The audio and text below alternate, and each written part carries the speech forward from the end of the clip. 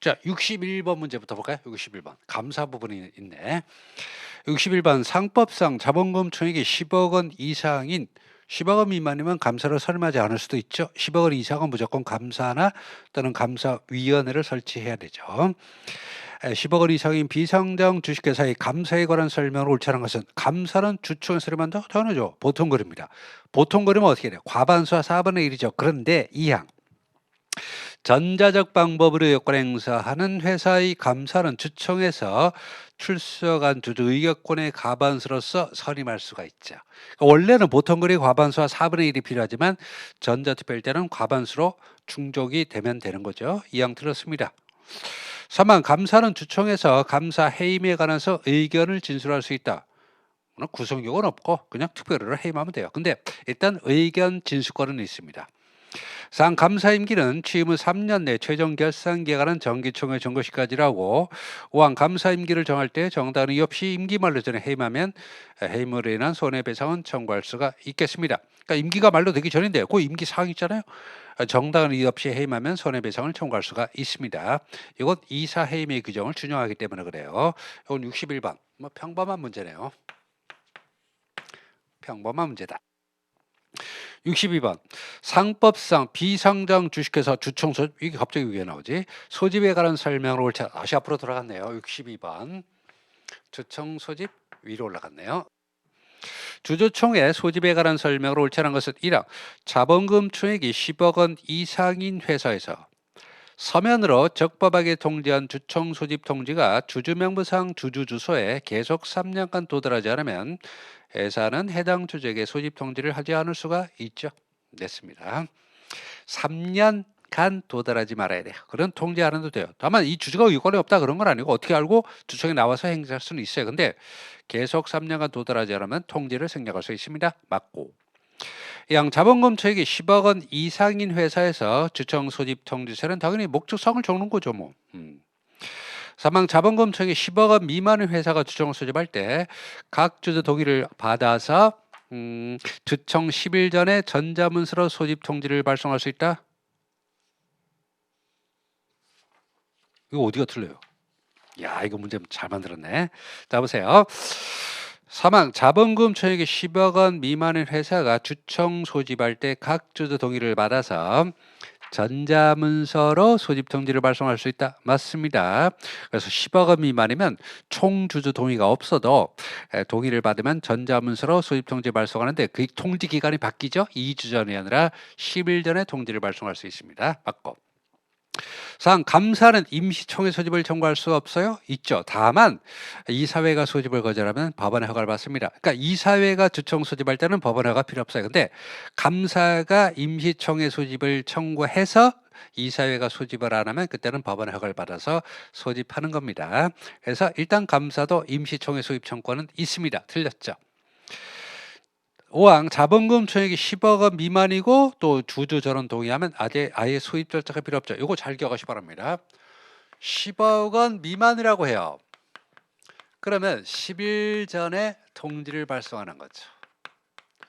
물론 전자문서로 통지 발송할 때는 동의를 받는 거지만 어쨌든 총주주 동의는 필요 없어요. 근데 10억 원 미만에다가 그 다음에 주주 전원이 동의하면 어떻게 돼요? 동의하면 세 가지가 바뀌죠. 첫 번째, 소집 절차가 필요 없다. 서면 결의할 수 있다. 그 다음 주주 전원이 서면으로 동의할 수 있다. 이렇게 바뀌는 겁니다.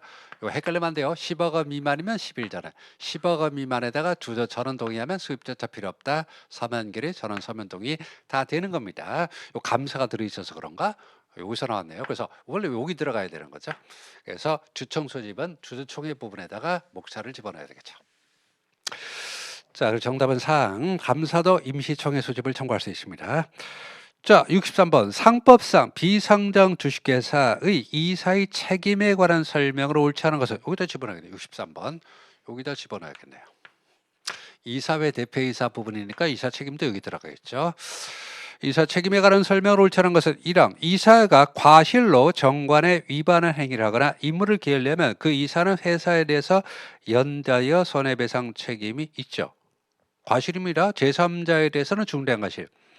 회사에 대해서는 과실로 임무를 게을리하면 회사의 손해배상 책임이 있죠. 그런데 이양, 요것도 올해 회계사 시험 문제하고 비슷하네요. 제3자에 대한 손해배상 책임은 면제 규정이 없어요. 하여튼 면제 규정은 회사에 대한 손해배상 책임만 면제 규정이 있다는 거죠. 요즘에 출제 경향은 어떠냐면 출제 교수님들이 다른 시험의 기출 문제를 많이 참작을 합니다.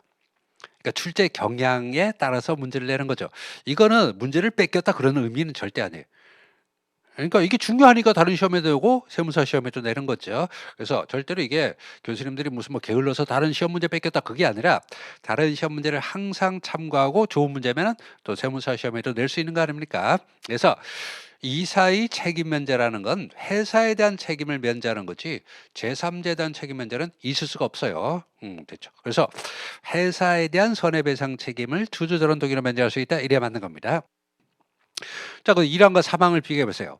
이 이사의 회사에 대한 손해배상 책임은 과실이 있을 때죠. 근데 제3자에 대한 손해배상 책임이 뭐예요?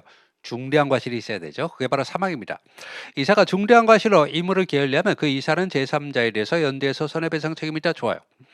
상 발행 총수의 100분의 1 이상에 해당하는 주식을 가진 주주는 회사에 대해서 이사 책임을 충할 소지기를 청구할 수 있고 안 하면 어떻게 돼요? 대표 소송으로 가는 거죠. 이 사항은 대표 소송의 전 단계라고 보시면 되겠습니다. 5와 모회사 발행 총수의 100분의 1 이상에 해당하는 주식을 가진 주주는 자회사에 대해서 자회사 이사 책임을 충할 소지기를 청구할 수 있고 안 하면 어떻게 돼요? 바로 다중대표 소송으로 넘어가는 겁니다. 4항은 대표 소송의 전 단계, 5항은 다중대표 소송의 전 단계가 되겠죠. 아주 훌륭한 문제. 정답은 2항. 이사의 손해배상 책임 면제는 회사에 대한 책임 면제지 제3자에 대한 책임 면제는 상관없어요. 자, 정답은 2항이 되겠습니다. 63번 됐고. 자, 64번. 상법상 주식의 액면 미달 발행에 관한 설명으로 옳지 않은 것은 자, 이거 앞에서도 비슷한 질문이 있었는데 자본금의 첫 번째 증자 신주 발행이죠. 신주 발행. 자, 자본금의 감자가 되겠습니다. 이렇게 하는 거죠. 64번이 여기 들어가는 거죠. 근데 요거 풀기 전에 아까 어디서 봤는데 어디서 봤더라. 자, 보시면 어디서 본 것 같은데.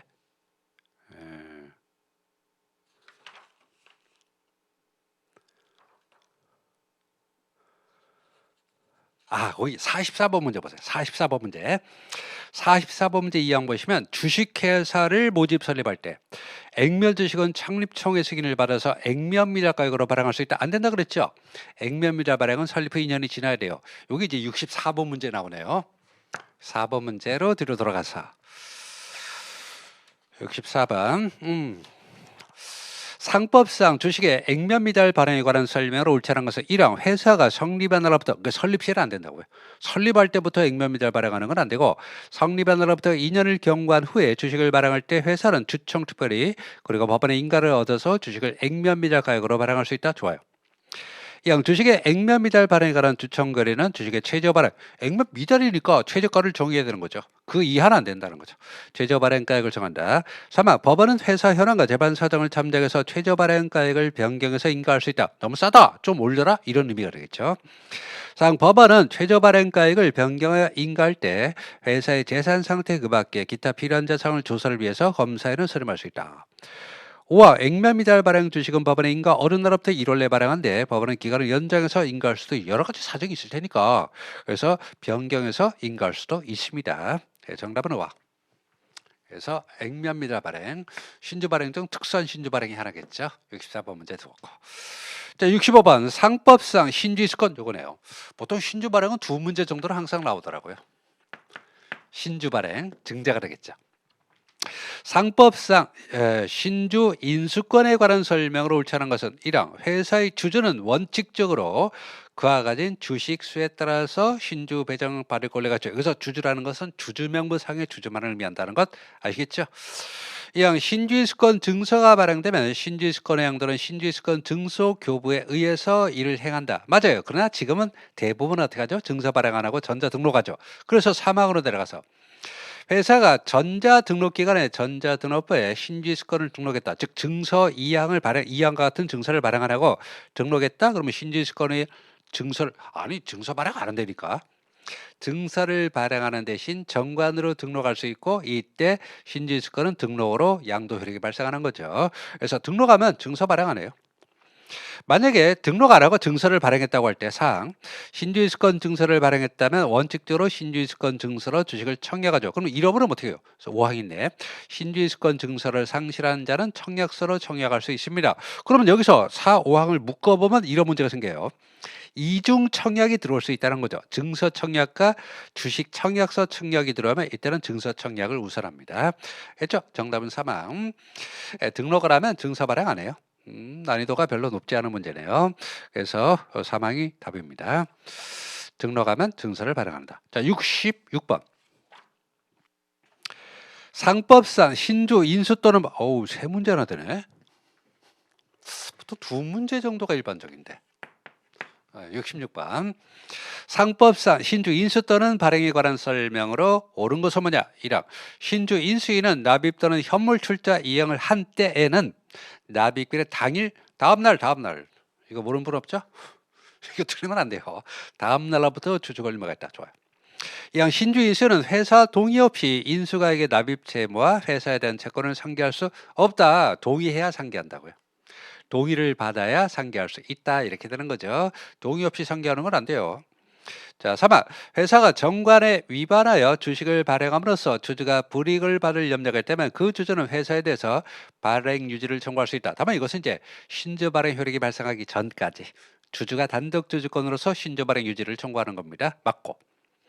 4항. 신주 발행으로 인한 변경 등기가 있은 후 아직 인수하지 않은 주식이 있거나 주식인수 청약이 취소되면 발기인이 왜 나와요? 설립도 아닌데요. 설립 후에 신주 발행하는 발기인 빼고 감사도 빼고 이사가 공동으로 인수한 것으로 보는 거죠. 이게 설립이 아니잖아요. 설립 후 신주 발행이니까 변경 등기 후 인수 안 된 주식은 이사가 인수하는 겁니다. 또 감사가 신주 발행 절차에 있어서 개입한 게 없잖아요. 그러니까 발기인과 감사가 인수한 것으로 보는 게 아니라 이사가 인수한 것으로 보는 겁니다. 틀렸고. 신주 발행 무효는 주주이사 또는 감사에 한해서 신주를 발행한 날부터 3년? 상법상 제소기간 3년짜리 소송이 있냐? 없죠. 그래서 6개월 내 소만으로 주장할 수 있습니다. 2년이라 그랬으면 속았을 수험생들이 있을 것 같은데 상법상은 3년짜리 소송은 없어요. 그래서 2년 내 저도 헷갈려봐. 6개월 내 소만으로 주장할 수 있습니다. 틀렸죠. 정답은 3항이 되겠습니다. 여러분 이런 거 못 느낍니까? 여기서부터 난이도가 많이 떨어졌죠. 그래서 자본금의 증감 여기서부터는 출제 난이도도 떨어지고 그래서 66번, 64, 65, 66은 뭐 어렵지 않네요. 자, 67번. 상법상 주식회사의 자본금 감소에 관한 설명으로 옳잖아. 67번이에요. 자본금의 감소, 감자라고 부르죠. 감자. 짱감자, 단감자, 매운 감자 이런 것들이 있습니다. 상법상 주식회사의 자본금 감소에 관한 설명으로 옳다는 것은 1항 자본 감소기는 주주총회죠. 그 감소 방법을 정한다는 말은 뭐 주식을 병합할 거냐 아니면 주식을 소화할 거냐 액면금액을 감액할 거냐 뭐 이런 방법을 정한다 이런 말이죠. 상법상은 병합의 방법밖에 없지만 실무상으로는 여러 가지 방법이 많이 있습니다. 그래서 방법을 정한다 그런 말이에요. 이항 사채권자가 이의를 제기하려면 반드시 사채권자 집회 결의를 얻어야 됩니다. 일반 채권자는 그냥 개별 이의 제기하고 사채권자들은 좀 사납거든요. 그래서 사채권자 집회 결의 거치고 법원 인가를 받아야 됩니다. 맞고 법원은 이해관계인의 청구에 의하여 사채권자를 위하여 이의 제기 기간을 연장해 줄 수도 있다. 법원이 그러니까. 조금 1항 설명할 때 감소의 방법이 여러 가지가 있다 그랬잖아요. 근데 병합을 한다고 붙여요. 주식을 병합할 대상 회사는 1개월 미만 이상 이런 거로 좀 문제 만드는 건 좀 수준이 많이 떨어지는 문제인데 1개월 이상의 기간을 정하여 뜻과 기간의 주권을 회사에 제출할 것을 공고하고 이때는 그 제출 기간이 끝나면 감자 효력이 발생하는 겁니다. 1개월 이상이라고 해야 됩니다. 자, 5항. 자본감소 무효는 주주이사 감사 청산의 파산관계인 또는 자 이게 중요한 포인트가 이거죠. 자본금의 감소를 승인하지 않은 채권자 그냥 채권자라고 그러면 안 돼요. 자본 감소를 승인하지 않은 채권자 안에서 감소로 인한 변경 등기한 때로부터 6개월 내 소만으로 주장할 수 있다. 맞습니다. 그 사항 틀려요. 그래서 주권 제출 기간은 1개월 이상의 기간을 정하는 겁니다. 사항 틀렸고. 또 68번. 상법상 자본금 총액이 10억 원 이상 인출시켜서 회계에 관한 설명으로 옳은 것을 모두 그런 것은 회계는 세 가지가 있죠.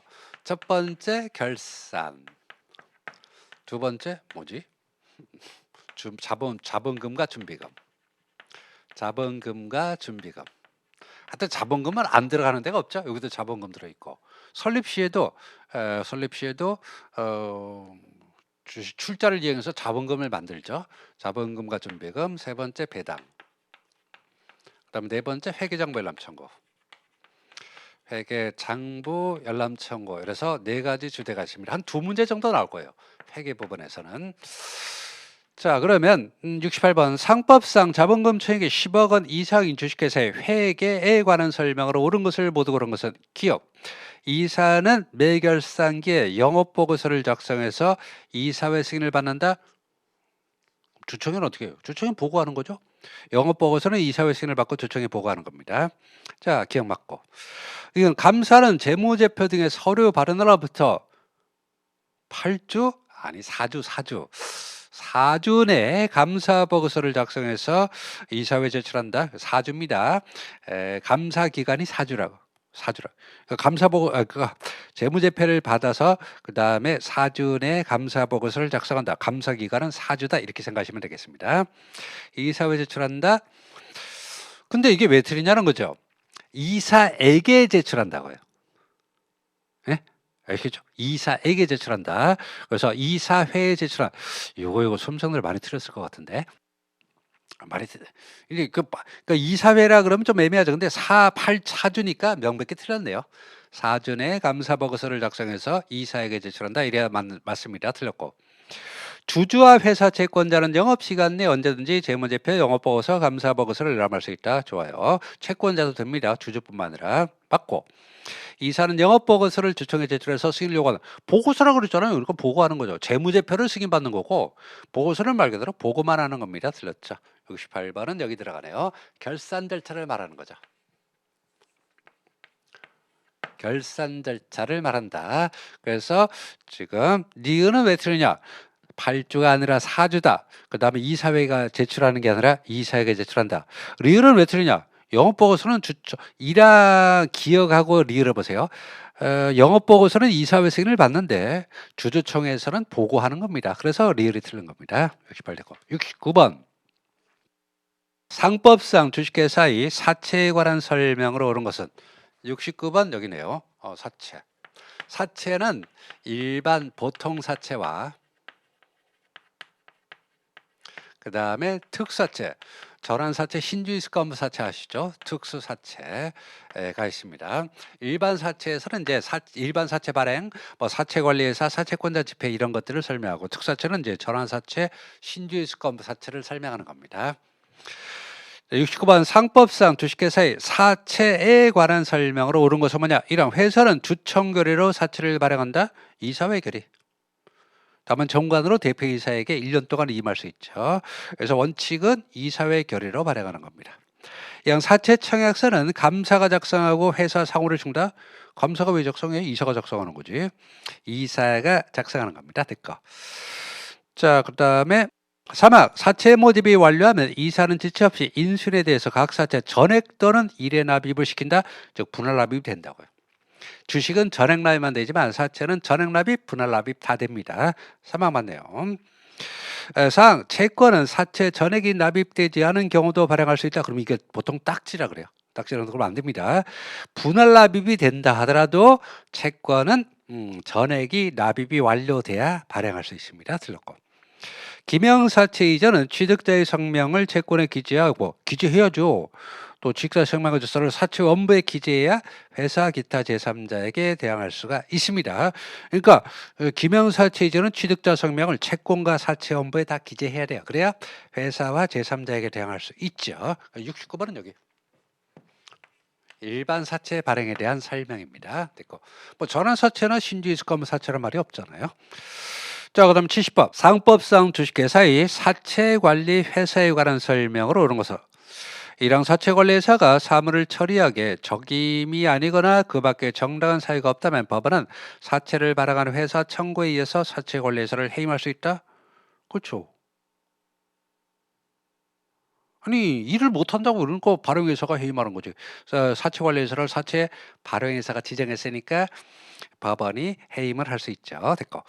이왕 신탁회사는 어떤 경우도 관리회사가 될 수 없다? 이게 뭔 소리야? 은행이나 신탁회사만 관리회사가 될 수 있어요. 다만 여기 한 번요. 사채관리회사. 사채관리회사. 사채관리는 돈관리 아닙니까? 회사.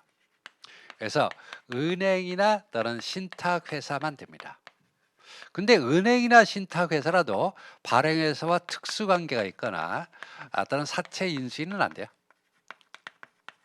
그러니까 은행이나 신탁회사만 관리회사가 될 수 있고 그중에서도 특수관계가 있거나 사채 인수인은 안 된다. 이렇게 보는 거니까 신탁회사만 되는 겁니다. 은행이나 신탁회사만 될 수 있습니다. 틀렸고 사채 인수인은 설사 은행이나 신탁회사라도 관리회사가 될 수가 없어요. 회사는 사채를 발행할 때 사채관리회사를 지정해서 변제 수령 등을 위탁할 수가 있는 거죠. 그래서 여기서 회사는 사채 발행 회사입니다. 그죠? 회사는 사채를 발행할 때 그랬으니까 사채 발행 회사가 관리회사를 지정할 수 있습니다. 안 해도 되고 해도 돼요. 그래서 위탁할 수가 있고 안 해도 상관없습니다. 왕사채관리회사는 법원의 허가를 얻을 경우에 한해서 사임할 수 있다? 허가를 받아서 사임하는 건 맞아요. 부득이할 때 그런 것이고 법원의 허가를 받지 않아도 발행회사와 사채권자 집회 동의를 받으면 사임할 수 있습니다. 이게 그 세무사 시험에서 계속 오류가 난 문제 중에 하나인데 이 문제가 오류 났다는 게 아니에요. 사임을 무조건 법원의 허가를 얻어야만 사임하는 게 아닙니다. 사채관리회사는 사채 발행회사나 집회 동의를 받으면 법원의 허가를 받을 필요 없이 사임할 수 있고 만약에 동의를 안 해준다 그럼 부득이할 때는 법원의 허가를 받아서 사임할 수 있습니다. 그러니까 여기서 틀린 문장은 하나여겠죠.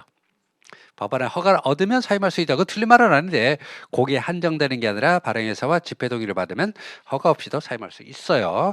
그래서 옛날에 그 2년 연속 문제를 오류내는 바람에 아주 출제위원들이 굉장히 곤혹스러웠죠. 그래서 이건 틀린 거 아닙니다. 그래서 1항이 틀렸죠. 1항이 맞죠. 그래서 사채관리회사가 업무를 제대로 처리 못하면 법원이 해임할 수 있습니다. 정답은 1항. 71번 상법상 주식회사 해산 사유를 모두 그런 것은 여기 있네요. 해산과 청산 있죠. 71번 뭐 주식회사만 해산하는 게 아니잖아요. 그러니까 통칙에 들어가는 거죠. 상법상 주식회사의 해산 사유를 모두 그런 것은 주총해산결의 특별결의죠. 됐고 주주가 1인? 이건 아니죠. 1인 회사 우리가 많이 얘기했잖아요. 그래서 주주가 한 명이어도 해산 사유가 아닙니다. 틀렸고 법원의 해산 명령 판결 당연히 해산하는 거죠. 파산? 아니 뭐 돈 없는데 뭐 당연히 해산해야지. 그래서 파산은 당연히 해산사유입니다. 주주가 1인인 때를 제외하고 주총 특별거래로 해산할 수 있고 법원의 해산 명령, 해산 판결로 해산이 되고 그 다음에 파산으로 해산이 되는 겁니다. 리은 빼고 기역, 디귿, 리을이 맞네요. 오늘 좀 쉽게 냈네.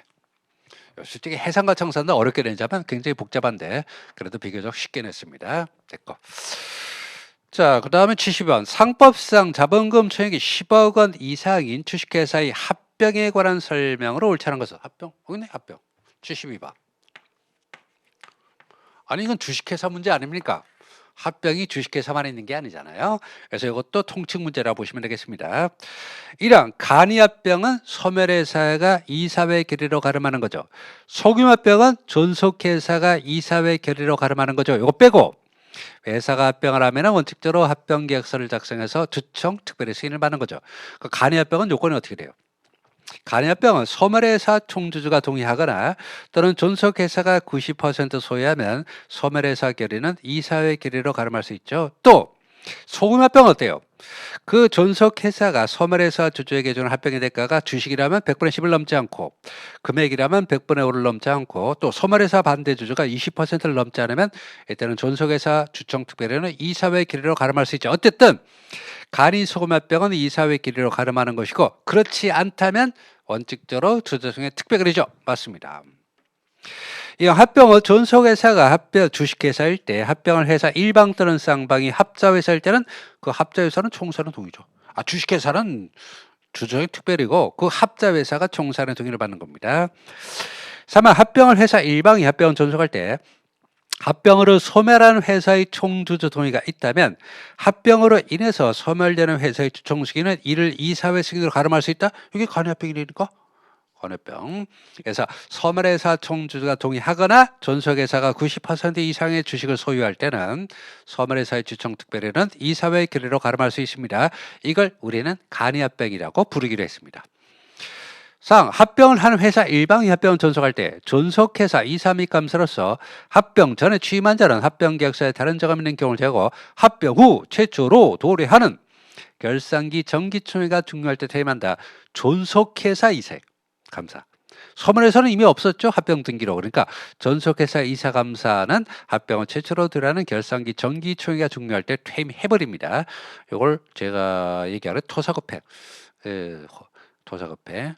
그래서 토끼 사냥이 끝나면 사냥개를 삶아 먹는다. 이런 말이 있잖아요. 토사급행. 그래서 존속회사 이사 감사도 추천이 끝나면 퇴임하게 되는 거죠. 와, 합병무효서는 합병 등기가 있는 날로부터 2년 내 제기한다. 문제 내기가 제일 좋은 게 숫자 바꾸는 거예요. 합병무효서는 6개월이죠. 6개월 내 제기하는 겁니다. 호황 틀렸고. 자, 그래서 요게 72번. 합병 문제 좋습니다. 됐고. 자, 73번. 상법상 주식회사의 분할 또는 분할법 아주 골고루 냈네. 73번. 분할 여기죠. 분할 문제가 되겠습니다. 73번. 상법상 주식회사의 분할 또는 분할합병에 관한 설명을 옳지 않은 것은 1번 회사는 분할에 의해서 수개 회사 분할하는데 왜 설립하냐면 설립과 동시에 분할합병할 수 있다. 그러니까 분할만 있는 게 아니라 분할을 위해서 다시 합칠 수도 있다는 거죠. 이걸 분할합병이라 부릅니다. 또 이왕 회사는 분할해서 수개의 존립 중의 회사와 합병할 수도 있다. 이것도 분할합병. 3번 분할합병 신설에서는 분할회사의 권리의무를 분할합병 계약서에 정한 바에 따라 역시 포괄승계입니다. 합병도 포괄승계지만 분할도 포괄승계예요. 상, 회사는 존립중 회사를 존속회사로 하거나 새로 회사를 설립할 때 한해서 분할 또는 분할합병할 수 있다. 그러니까 이 구조 조정이라는 건 회사를 살리자는 거지 죽이자는 게 아니에요. 그러니까 존립중 회사를 존속회사로 분할 또는 분할합병하는 겁니다. 간이 분할합병 또는 소규모 분할합병이 아니라면 회사가 분할합병할 때 분할합병 계약서를 작성해서 이사회 승인만 얻으면 된다? 거꾸로 돼 있죠. 간이 분할합병, 소규모 분할합병은 합병과 마찬가지로 이사회 승인으로 가름하지만 그렇지 않으면 주주총회 특별결의죠. 특별입니다. 원칙은 주총 특별이라고요. 오항 틀렸습니다. 됐고, 그 다음에 14번. 상법상 상장회사 등록 왜 안 나오나 했네. 14번 어디 갔어요? 상장회사 14번. 상장회사 특례가 되겠습니다. 상장회사에 대한 특례에 관한 설명을 옳지 않은 것은 1항 상장회사 중 집합투자를 수행하기 위한 기구로서 대통령령으로 정하는 주식회사 투자회사죠. 상법상 상장회사 특례 규정을 적용을 줘야 한다. 이게 집합투자를 수행하기 위한 기구로서 대통령령으로 정하는 주식회사. 실제는 저 잘 모르겠는데 일단은 상장회사 특례를 적용 안 한다 그래요. 조문에 있는 거예요. 조문에 그대로 있습니다. 됐고. 자, 이항 상장회사는 발행청구서의 100분의 20의 범위에서 대통령령으로 정한 한도까지 매선택권을 부여할 수 있다. 왜 그러냐면 상장회사는요. 매선택권 부여 대상자가 자기 회사 임직원뿐만 아니라 관계회사 임직원을 포함하거든요. 그래서 매선택권의 한도가 좀 넓어졌습니다. 100분의 10에서 100분의 20으로 확대가 됐습니다. 맞고. 이 상장회사 특례가 한 몇 년 전만 해도 거의 안 나오던 부분인데 요즘은 한 문제씩은 꼭 나오는 것 같아요. 한 문제씩은 나옵니다. 3번 최근 사업연담을 현재 자산총액이 2조 이상인 어마무시하게 큰 상장회사 의결권 없는 주식을 제외하고 발행청구서의 100분의 1은 다음 절 집중투표를 청구할 수 있어요. 원래 집중투표 청구는 의결권 없는 주식을 제외하고 100분의 3의 주주죠. 근데 2조 이상의 상장회사의 집중투표 청구는 의결권 없는 주식을 제외하고 100분의 1의 주주입니다. 100분의 3이 아니라 100분의 1이죠. 작년에 상장회사 냈다고 올해 났는데 올해는 제대로 냈네. 4. 최근 사업연도 말 현재 자산총액이 2조 이상인 상장회사 사회이사는 3명 이상으로 하고 이사총수 과반수가 되어야 되죠. 왜 그럴까요? 2조 이상의 상장회사는 반드시 설치해야 되는 위원회가 두 개 있죠. 감사위원회하고 사회이사 후보 추천위원회죠. 근데 이 감사위원회는 사회이사가 3분의 2가 돼야 되죠. 사회이사 후보 추천위원회는 사회이사가 과반수가 돼야 되죠. 그러니까 사회이사 수가 많이 필요하다고요. 그래서 2조 이상의 상장회사는 사회이사를 3명 이상으로 하고 이사총수 과반수가 되도록 해야 됩니다. 그런데 5항 준법지원을 뭐하라네. 최근 사업연담을 현재 자산총액 1천억 원 이상인 상장회사는 준법지원에는 1명 이상 한 명은 맞아요. 1,000억이 아니라 5천억이면 이것도 상법 시행령인데 숫자를 가지고 너무 장난을 치네요. 1,000억 원이 아니라 5천억 원 이상인 상장회사가 준법 제한을 한 명 이상 두어야 됩니다. 상장회사 특례 이제 꾸준히 공부해야 될 것 같아요. 이제부터는 한 문제 정도는 늘 나오는 것 같아요. 자, 상장회사 특례 좋습니다. 1천억이 아니라 5천억이다. 자, 75번. 75번. 상법상 한 명 회사에 대한 규정에 관한 설명으로 옳잖아. 한 명 회사, 요거 75번. 75, 75, 75, 한 명 회사 75. 한 명 회사죠? 한 명 회사. 한 명 회사에 대한 규정에 관한 설명으로 옳다는 것은 1항. 회사 정관에는 사원의 성명, 주인번호, 주소를 반드시 기재한다. 좋아요. 회사 대표 사원을 정하면 그 외 사원의 주소는 정관에 기재한다. 이거 등기사항입니다. 근데 아까 설명드렸죠. 아까 주식회사 랩에서도 정관기재사항과 설립등기사항이 똑같은 게 아니라 그랬죠. 이것도 그래요. 그러니까 정관기재사항과 설립등기사항이 똑같지 않습니다. 그러니까 정관에는 무조건 사원의 성명, 주인번호, 주소 적고 그다음 등기할 때 대표 사원을 뺀 나머지 사원의 주소를 등기 안 하는 겁니다. 이게 세무사 시험뿐만 아니라요. 요즘 시험 문제들이 상당히 실무적으로 변하고 있습니다. 그러니까 뭐 깊은 이론적인 토대를 공부하는 게 아니라 조문 그 자체를 알고 있냐. 모르면 뭐 법 모르는 거지 뭐. 학설 10개 알아 100개 알아 뭔 소용입니까? 조문을 정확히 아셔야 돼요. 그래서 정관에는 사원의 성명, 주인번호, 주소 무조건 적고 그다음에 등기할 때도 사원의 성명, 주인번호, 주소 적는데 등기할 때는 대표 사원을 빼고는 주소는 빼요. 그래서 1항 틀렸습니다. 아주 훌륭한 문제. 이런 문제가 불이 타나 또는 수험생들의 허를 찔렀다 이렇게 생각하면 안 돼요.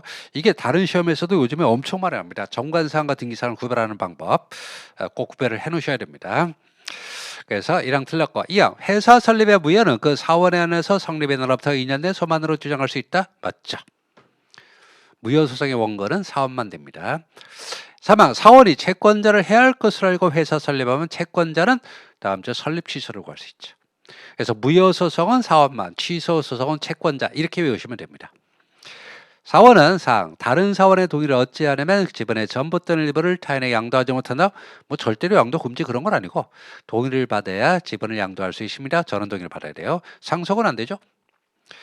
정관으로 업무 집행 사원을 정하면 각 사원이 회사를 대표한다. 그래서 대표이사라든가 그런 건 없어요. 없고 그냥 사원이 대표하는 게 원칙이고 다만 정관이나 총사원의 동의로 대표 사원을 정할 수도 있는 겁니다. 정답은 1항. 정관에는 무조건 사원의 성명, 주인번호, 주소 적고 등기할 때 사원의 성명, 주소, 주인번호, 주소를 적는데 대표 사원을 정하면 나머지 사원은 주소를 빼는 겁니다. 주소를 빼는 건 등기사항. 등기할 때 빼는 거예요. 1항 틀렸고. 자, 76번 상법상 유한 책임회사에 대한 규정에 관한 설명으로 옳은 것은 76 유한 책임회사 어디 있지? 76번 여기네요. 합자회사가 빠졌나? 그래서 유한 책임회사 보겠습니다. 옳은 것은 뭐냐? 1항 사원의 1인만으로 유한 책임회사 설립이 돼요? 되죠. 1인 회사는 주식회사 유한회사 유한 책임회사 됩니다. 2항 매년 1회 이상 시기에 정기 사원총을 소집한다? 사원총이 없어요. 없습니다. 사원총회는 주주총회와 유한회사의 사원총회밖에 없고 한명합자 유한책임회사는 사원총회라는 게 없어요. 왜 없습니까? 상법이 없으니까 없죠. 뭐. 3항 유한책임회사는 정관으로 사원 중 한 명을 업무집행자로 정한다. 사원일 필요 없어요. 사원 또는 사원이 아닌 자 중에서 한 명을 업무집행자로 정하면 됩니다. 비사원도 업무집행자가 될 수 있어요. 그렇다고 이사는 아니에요. 이사가 아니라 그냥 업무집행자. 이사보다 업무집행자라는 단어가 더 멋있죠. 그래서 사원 또는 비사원을 한 명을 업무집행자로 정하는 겁니다. 4. 업무집행자는 다른 사원 가반수 결의가 있을 때 자기 또는 제3자 계산으로 회사와 거래할 수 있다. 맞죠? 요거는 그 한 명이사 규정을 준용하기 때문에 그래요. 그래서 회사와 거래하려면 과반수 결의, 영업불에 속한 거래하려면 사원 전원 동의를 받습니다. 사항 맞고. 자, 5항 유한책임회사의 새로운 사원의 가입은 정관을 변경한 후 해당 사원의 출제에 관한 납입 또는 재산의 전부 또는 일부를 출제로 이용하지 않은 경우에도 정관을 변경할 때 사원이 된다. 자, 유한책임회사 사원의 성명은 정관기재사항이니까 정관을 변경할 때 사원의 가입회 효력이 생기는 게 맞아요. 그러나 유한책임회사는 설립 시에도 설립등기 전까지 출제를 완료하듯이 새로 가입할 때도 출제를 완료해야 그때 정식 사원의 지위를 취득하게 되는 거죠. 그래서 원칙은 정관을 변경할 때 사원이 되지만 출자까지 완료해야 진짜 사원이 된다. 이렇게 외우시면 되겠습니다. 됐고, 맞나? 그렇죠. 그래서 근데 5항은 왜 틀립니까? 두 번째 줄 재산의 전부 또는 일부 출자를 이행하지 않은 때 전부 이행해야 사원이 된다 이 말이죠. 그러니까 정관 변경만 가지고는 안 된다고요. 출자까지 완료돼야 정식 사원이 된다 이렇게 보시면 되겠습니다. 5항 틀렸죠. 17번 상법상 왜 안 나오나 했네. 상법상 합자 회사에 대한 규정에 관한 설명을 옳지 않은 것은 17번 요거. 수험생들이 자주 물어보는 게 이겁니다. 기타 회사 빼도 돼요? 빼긴 뭘 빼. 지금 하나씩 다 들어가잖아요. 유한회사는 들어오는지 안 돼. 그러니까 기타 회사를 절대로 무시하면 안 됩니다. 그리고 양도 적잖아요. 뺄 만큼 그렇게 만만한 게 아닙니다. 그래서 한 문제씩은 다 나와요.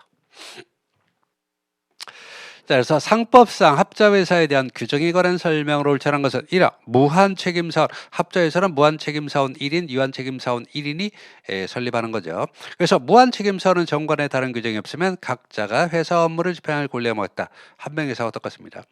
지배인의 선임은 그래서 업무집행사원이 있다 하더라도 무한책임사원의 과반수의 결의에 따릅니다.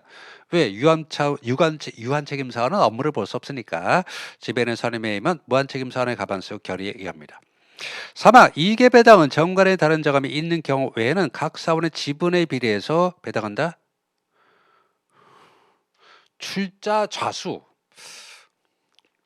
아시겠죠? 이익의 배당은 정관에 다른 자금이 있는 경우를 제외하고 출자 자수에 비례해서 배당을 하는 겁니다. 출자 자수에 비례한다. 출자 자수에 비례한다. 이렇게 돼 있어요. 됐고 출자가액에 비례해서 출자액에 비례해서 손익을 분배하는 겁니다. 됐고 3항 틀려요. 4. 유한책임사원은 다른 유한책임사원의 동의가 없더라도 무한책임사원 전원 동의만 있으면 지분을 양도할 수 있죠. 맞고. 유한책임사원이 타인에게 자기를 무한책임사원이라고 오인시킨 행위에서요. 왜 그랬을까요? 바보니까. 오인으로 인해서 회사와 그러한 자에 대해서 무한책임사원과 동일하죠. 법은 관용을 베풀지 않습니다. 좋은 게 아니냐? 좋은 게 아닙니다. 그래서 유한책임사원이면 유한책임사원으로 행동해야지 왜 무한책임사원인 것처럼 오인시키는 행위냐? 그러니까 책임지라고요. 무한책임사원과 동일한 책임을 지고 이걸 바로 자칭 무한책임사원의 책임이라고 합니다. 답은 3항. 출자가액에 비례해서 분배를 받는 겁니다. 자, 됐고. 자, 78번. 올해는 아주 정석으로 냈네요. 한 문제씩 다 했죠? 78번. 그러니까 기타 회사 이제 공부하지 말아야겠다. 빼고 공부해야겠다. 그런 말은 쑥 들어가죠? 한 문제씩은 다 들어있잖아요. 유한회사 좋아요.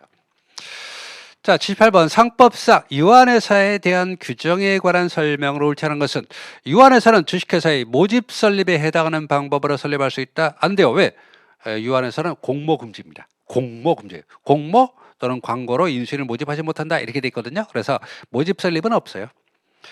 아마 그 소규모 폐쇄성 때문에 그런 것 같아요. 모집 설립이 없습니다. 2항 유한회사 출자일자 금액은 100원 이상으로 균일한다? 예, 맞고 자본금의 최소한도 제한도 없습니다. 3항 이사는 사원을 하여금 출자자에게 납입 또는 현물 출자 목적의 재산 전부 급여를 시켜야 돼요.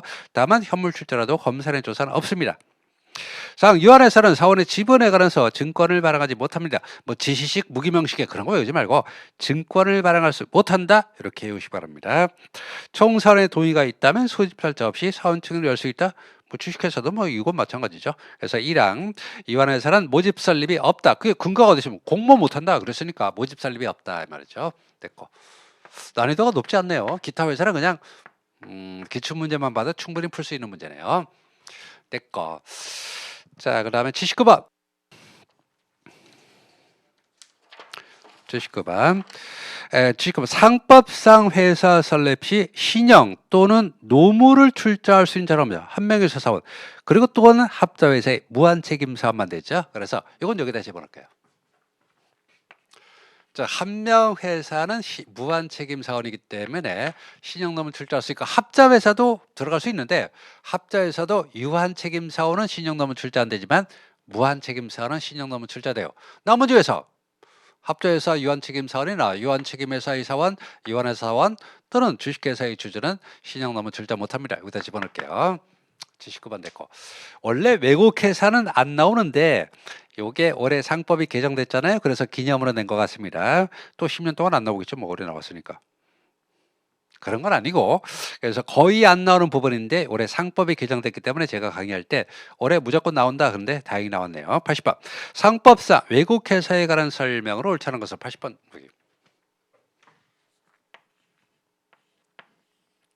여기입니다.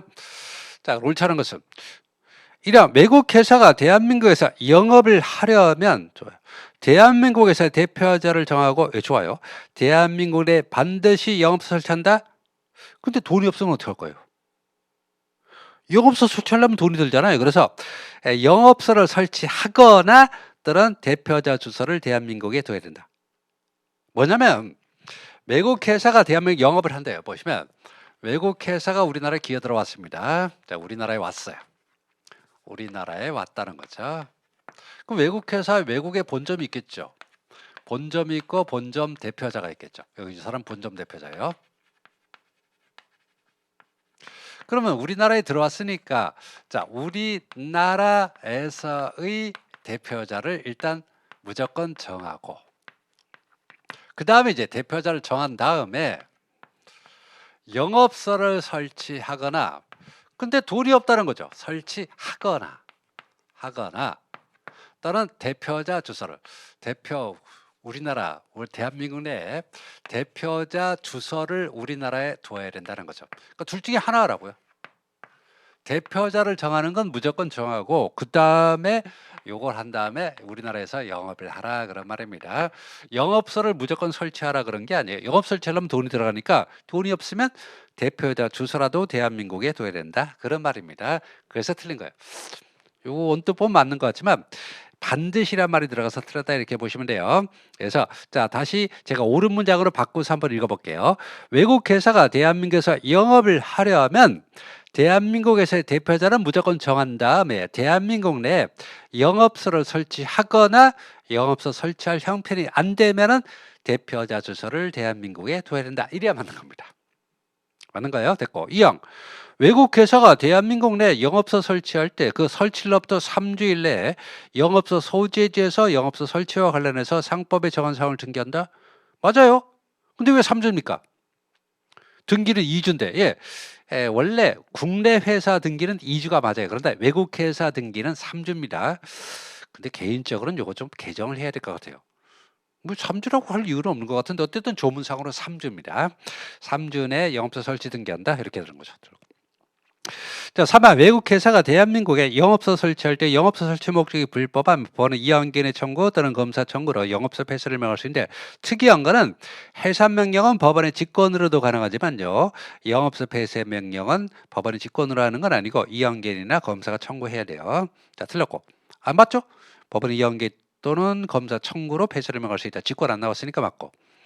사항 외국 회사는 다른 법률의 적용에 있어서 법률에 다른 규정이 있는 경우 외에는 대하면서 설립된 동종 또는 가장 유사한 회사로 본다. 왜 이러냐면 회사 등유가 나라마다 조금씩 틀려요. 그래서 동종 또는 가장 유사한 회사 이렇게 표현하는 겁니다. 외국에서 설립된 회사라도 대한민국에 본점을 설치하거나 대한민국에서 영업할 것을 주된 목적으로 할 때는 대한민국에 설립된 회사와 같은 규정에 따른다. 그러면 주식하실 때 검은머리 외국인 이런 말 있잖아요. 검은머리 외국인, 즉 머리를 노랗게 물들여서 마치 외국인인 것처럼 행동하지만 실제로는 염색을 까보면은 까만 머리, 즉 내국인들이 장난치는 거죠. 똑같은 소리예요. 즉 외국법에 따라 설립이 됐다 하더라도 본점이 우리나라에 있다, 우리나라에서 주된 영업한다. 이거는 솔직히 검머리 외국인 아까 똑같은 거라고요. 그래서 우리나라 회사법 규정을 적용한다 이런 말이 되겠습니다. 됐죠? 자, 그럼 전반적으로 한번 보겠습니다. 통칙 부분이 몇 문제입니까? 한 문제, 두 문제, 세 문제, 네 문제. 정상적으로 나오네요. 통칙은 보통 네 문제. 개념 물어본다. 뭐 1인 회사 같은 거 법인격 보여줘. 구조정은 조직병은 거의 안 내더라고요. 합병 분할은 보통 되고 해산 청소는 한 문제 정도 평범하게 나왔습니다. 자, 설립법원은 보통 설립법원은 지금 두 문제죠. 두 문제인데 정관과 설립 하자성 요거는 조금 덜 나온 겁니다. -2 정도. 알겠죠? 보통 네 문제 정도 나와야 되거든요. 뭐가 나올까요? 아마 요 정도 나와야 돼요. 출자 이행과 그 다음에 기관 설립 조사 요 정도 나와야 되는데 여기 빠졌으니까 두 문제 정도가 빠졌다 이렇게 보시면 돼요. 자, 그럼 주식과 주주는 몇 문제입니까? 한 문제, 둘, 셋, 넷, 다섯, 여섯, 일곱, 여덟, 아홉, 열 문제인가? 근데 이게 하나도 안 나왔네?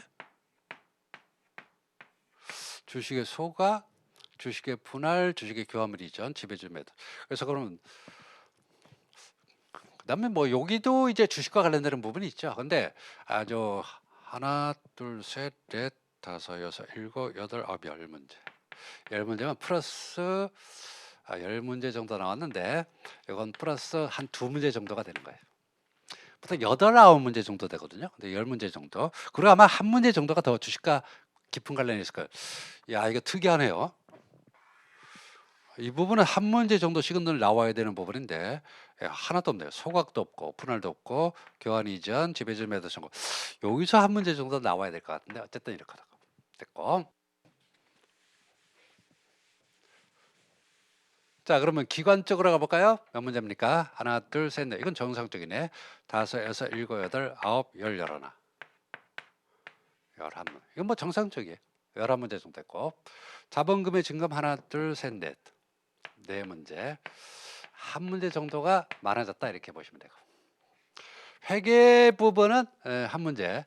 이거 하나 정도 줄었다는 거죠. 그러니까 여기 3문제, 여기 한 2문제 정도가 정상이거든요. 근데 이거 하나밖에 없네요. 결산 부분. 그래서 다 중요한 거예요. 자본금과 준비금 중요하고 배당 중요, 회계장 관람 청구 다 중요한데 한 문제 정도 빠졌다. 사채는 뭐 한 문제 정도 나올 수 있는 거죠. 한 문제, 2문제 정도 같은데 사채 관리회사 한번 있어봐. 그쵸?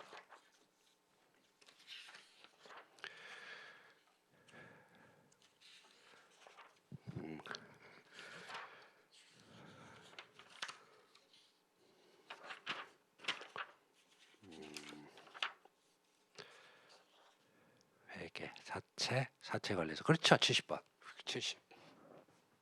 70이 빠졌죠. 2문제. 2문제는 뭐 정상적인 거죠.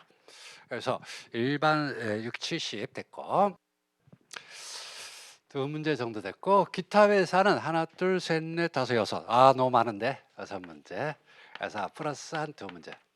생각하지 말고 요게 이제 플러스 마이너스는 이제 평균적으로 볼 때 조금 늘고 줄었다. 근데 큰 차이는 없어요.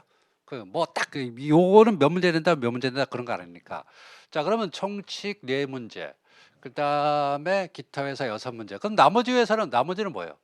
나머지는 전부 다 주식회사가 되겠죠. 주식회사에서 설립 2문제, 주식가주주 10문제, 그 다음에 기간 11문제, 그 다음에 자본금의 증감 4문제, 그 다음에 회계 1문제, 사채 2문제.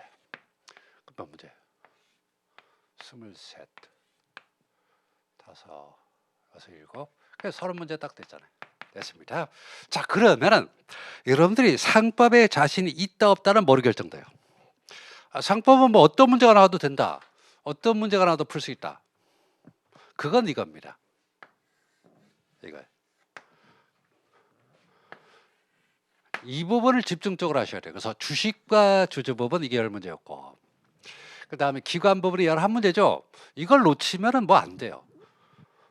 물론 이제 이런 부분을 기타 회사도 소홀히 하면 안 된다고 얘기했습니다. 근데 여러분들이 상법에 자신감을 가지려면은 바로 주식과 주주, 그 다음에 기관 이 부분을 집중적으로 보셔야 돼요.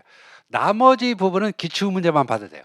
그러니까 통칙 부분에 뭐 회사 개념이라든가 합병 분할, 해상과 청산, 설립도 그렇고 그 다음에 이제 자본금의 증감, 회계, 사채, 기타 회사는 기출 문제만 봐도 돼요. 근데 이 주식과 주주 부분은 기출 문제만 가지고 안 됩니다. 특히 판례가 들어있던 건 여기 들어있었잖아요.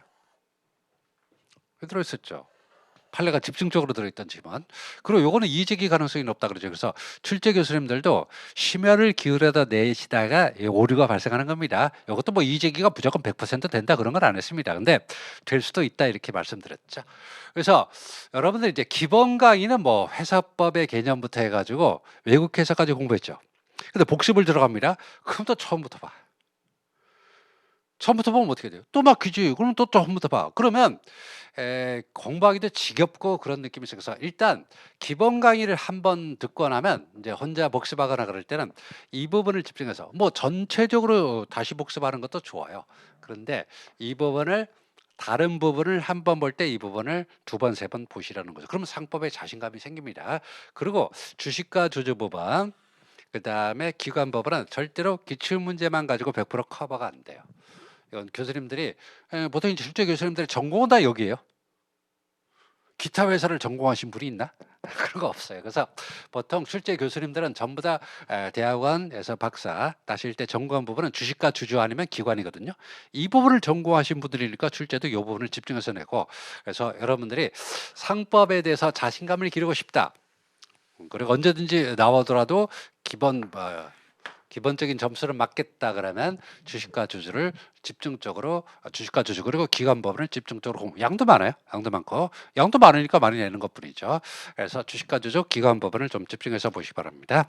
자, 이제 1차 시험을 마무리하고 또 이제 합격을 기다리면서 또 2차 준비하셔야 되겠죠. 그래서 일단 뭐 올해 커트를 넘겼다 이렇게 생각되는 분들은 이제 생각하지 말고 뭐 잘 봤든 못 봤든 커트를 넘겼다 생각하는 분들은 이제 2차에 매진하시고, 또 부족하다 이런 분들은 또 한번 잘 생각을 해보셔가지고 제가 이제 설명한 부분들을 어느 부분을 집중해서 볼 거냐, 그리고 내가 왜 실수했느냐 이런 부분들을 잘 검토해서 또 다음을 기약하시기 바랍니다. 자, 모두 수고하셨습니다. 감사합니다.